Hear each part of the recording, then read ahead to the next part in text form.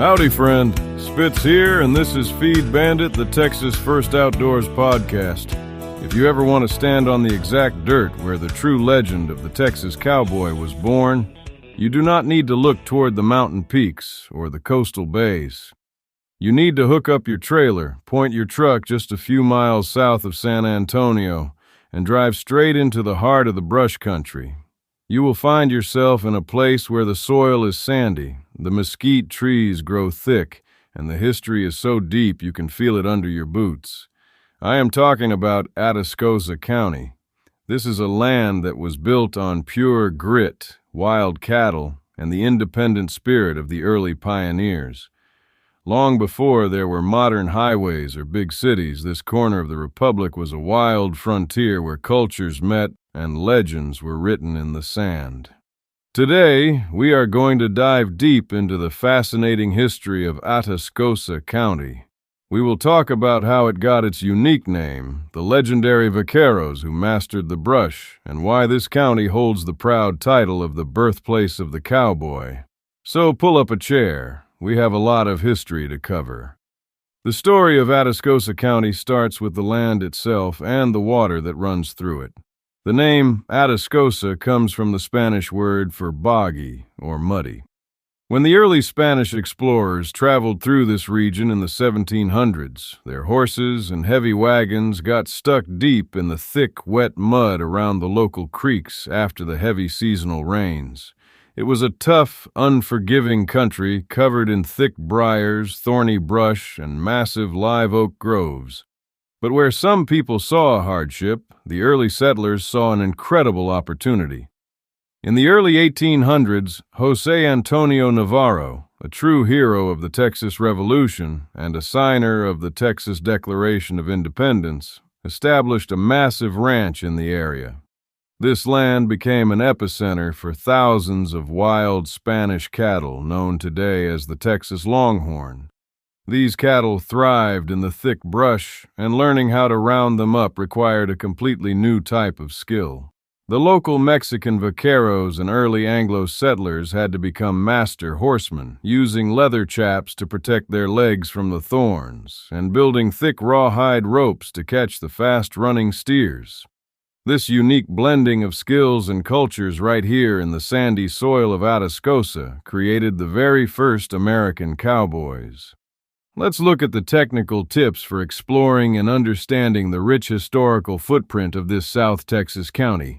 My first big tip is to take a driving tour of the historic marker trail. Atascosa County was officially formed back in 1856, and the original county seat was a town called Amphion, which has completely disappeared into the brush today. Eventually, the center of government moved to Pleasanton, and later to Jourdanton. If you map out the historical markers outside of the main towns, you can find the hidden locations of old pioneer trail crossings, early schoolhouses, and the old path of the Camino Real, the historic King's Highway that connected Mexico to East Texas. My second tip is to learn how to read the unique sandy soil zones, often called the sand hills of Atascosa. This unique sandy land acts like a giant sponge for the local water table, allowing giant groves of live oaks and native grasses to grow even during dry seasons.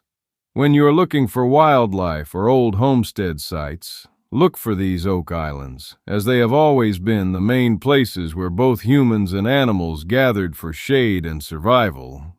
My third tip is to visit the historic outdoor square in Pleasanton, known proudly as the City of Live Oaks.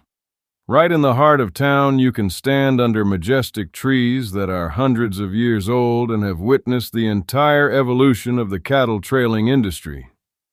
After the Civil War, Atascosa County was the starting point for some of the earliest and largest cattle drives in American history, feeding the Chisholm Trail and sending millions of head of cattle up north to market. My fourth tip is to explore the local creek bottoms like the Atascosa River and the Borrego Creek.